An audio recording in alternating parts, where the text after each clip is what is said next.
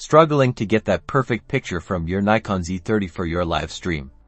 Let's fix it in under 90 seconds. First, let's tackle exposure. Head into the shooting menu, scroll down to exposure compensation, and ensure it's set to 0 for neutral exposure, or adjust it slightly brighter or darker if your scene demands it. Now for focus, in the shooting menu, select focus mode and choose continuous autofocus, or AFC. This keeps your subject sharp even if they move. For even better results, go to AF area mode and select subject tracking.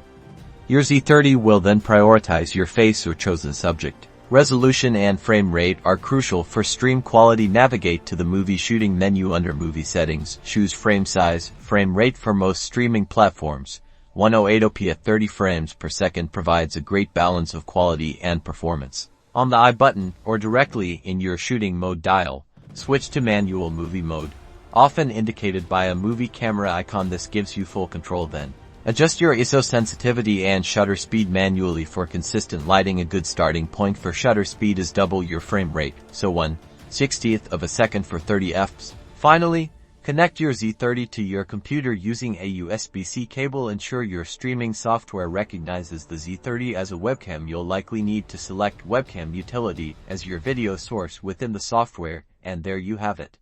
Optimized Nikon Z30 settings for a killer stream.